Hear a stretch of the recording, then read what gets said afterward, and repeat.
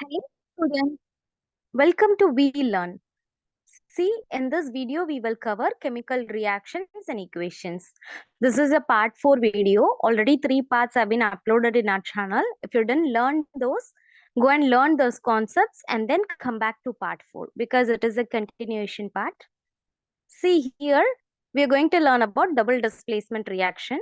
AB plus CD gives AC plus BD. See here, two types of reactants react together to give two types of products. Okay. See here, AB is reacting with CD. Here in AB, B is displaced by C.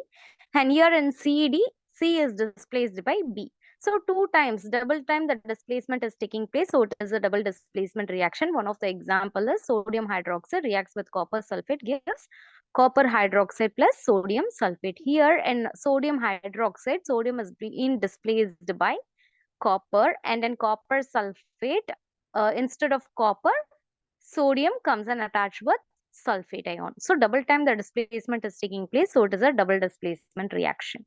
In activity 1.10, see, we have to take 3 ml of sodium sulfate in a test tube. In another test tube, we have to take 3 ml of barium chloride solution and we have to mix both the solutions and we have to record our observations. See here, when sodium sulfate is added to barium chloride, a white solid substance which is insoluble in water is formed. Okay.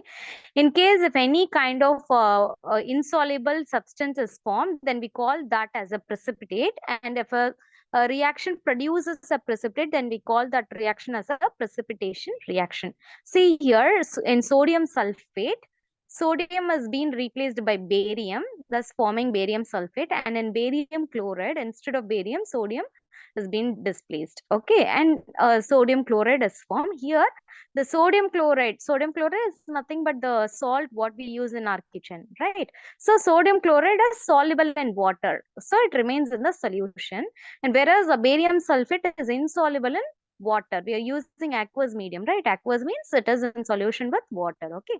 So barium sulfate is insoluble in water, so it is in solid state, that forms a precipitate here. Okay. So this is a precipitation reaction and it is a double displacement precipitation reaction. Okay. See, what causes this white precipitate? As I already told, barium sulfate is formed by the reaction of sulfate ion and barium 2 plus ion. See here, uh, what happened? It first gets, ions will be formed, and then each ions will get attached to the opposite signs, right? See, in sodium sulfate, Na plus will form, and then sodium sulfate, SO4 minus 2 minus will be formed. First, it will get ionized.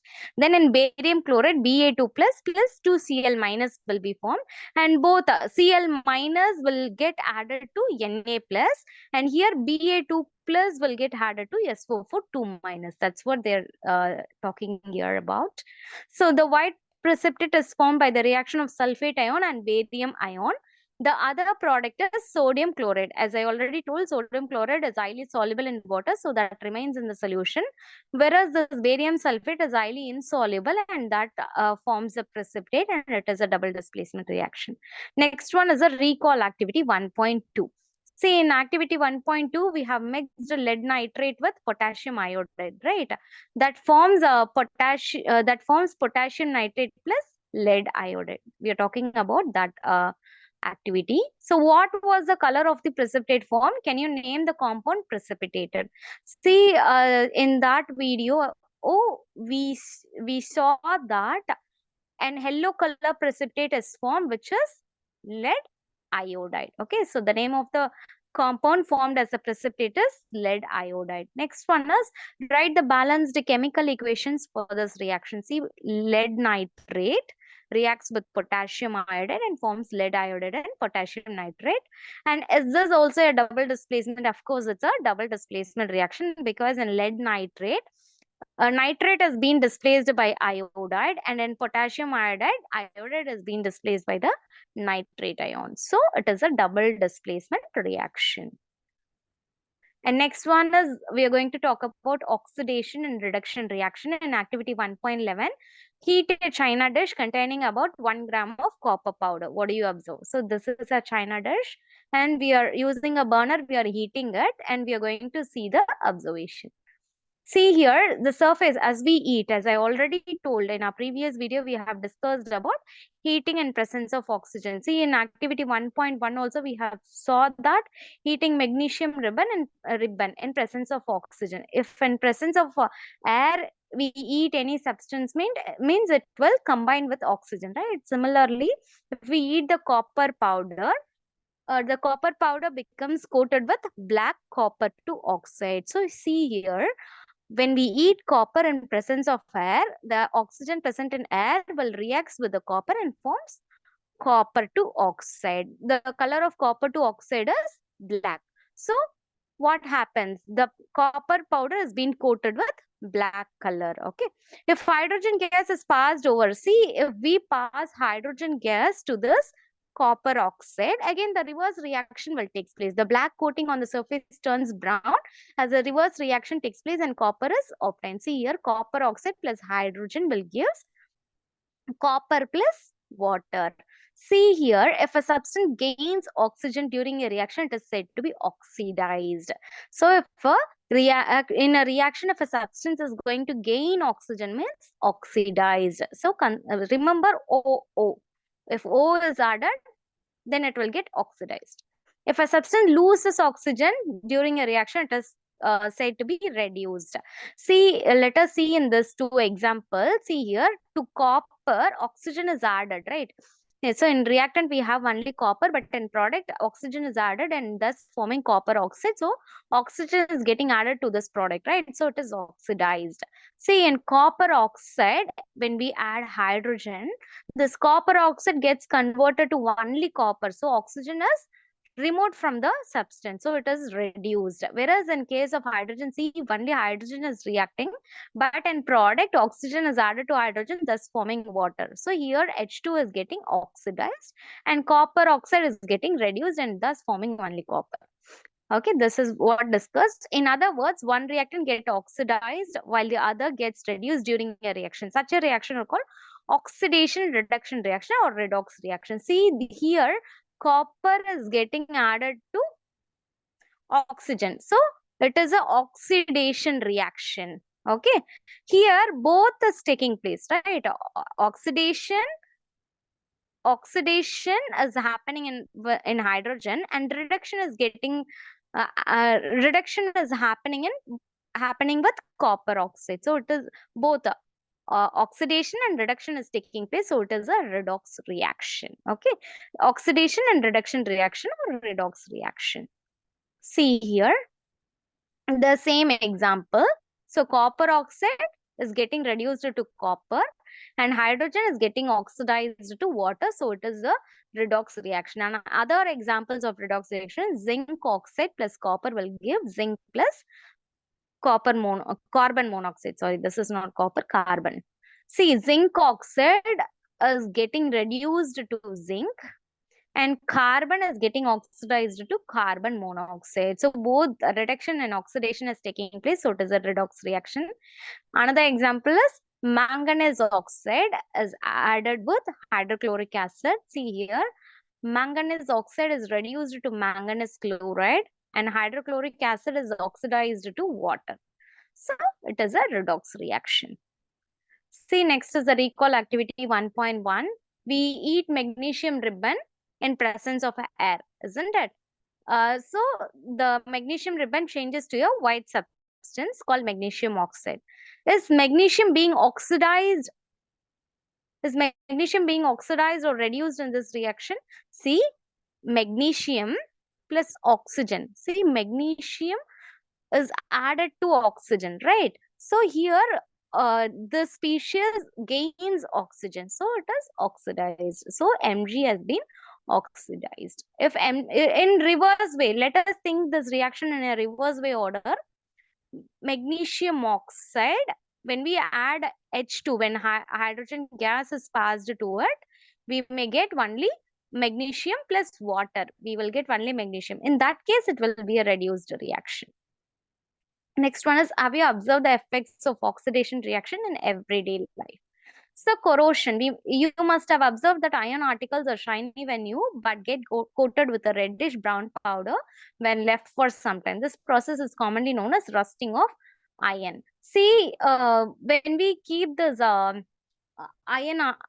tools in in contact with air, automatically it will get rusted. Rusting is nothing but a brown layer is getting formed, isn't it? That is called rusting. So when this kind of oxidation happens only with iron, means we call it as rusting. If it happens with all other metals, means we will call it as corrosion. See, some other metals also get tarnished in this manner. Have you noticed the color of a coating formed on copper and silver?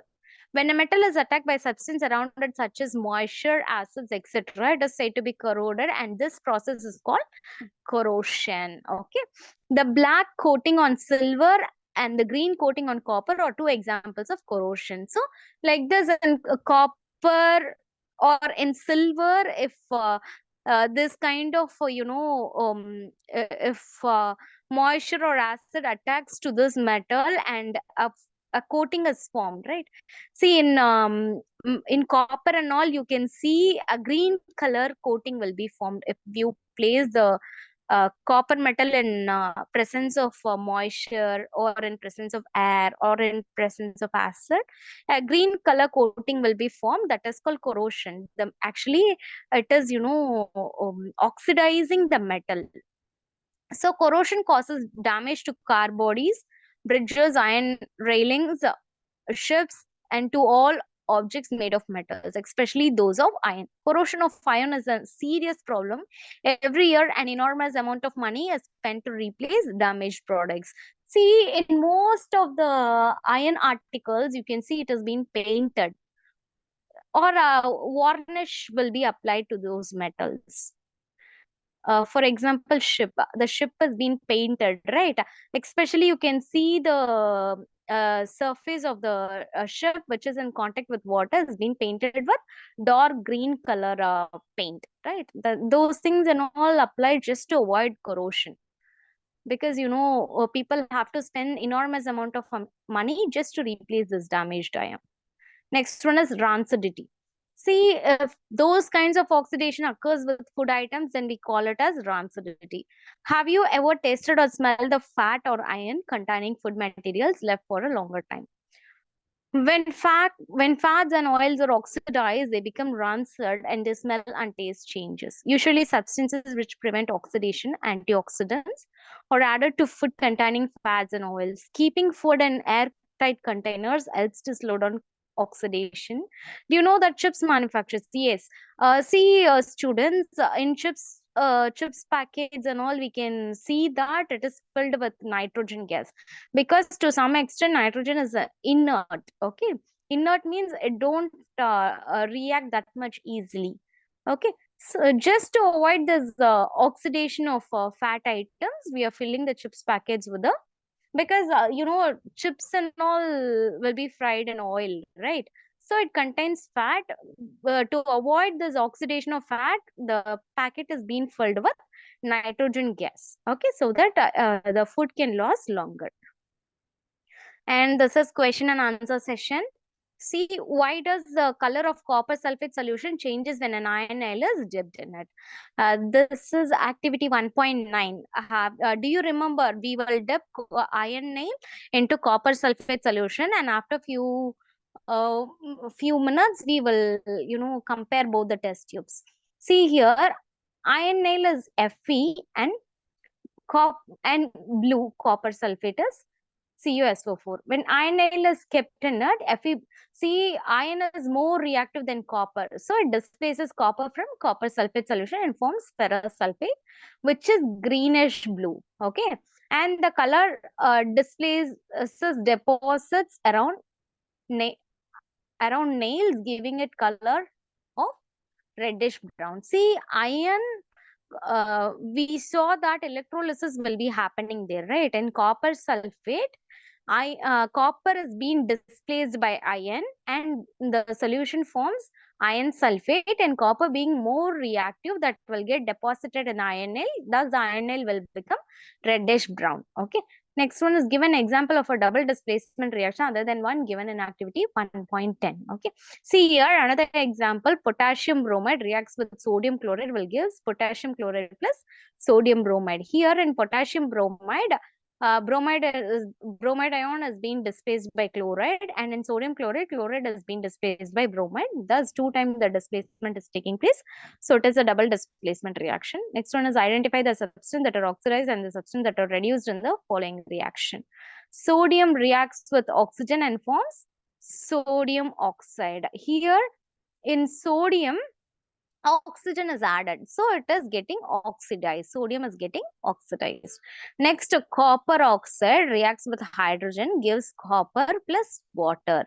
This example we have already seen in our textbook, right? So copper oxide, so in copper oxide is getting reduced to copper. Oxygen is removed from copper oxide, right? So copper is getting reduced, and hydrogen is getting added to oxygen and forms water. So H2 is getting oxidized. So thus we have covered all the concepts from chemical reactions and equations. In our next video, we will most probably have a site with a book back exercise. So please like my video, share my video, and subscribe my channel, children. Thank you so much for your support.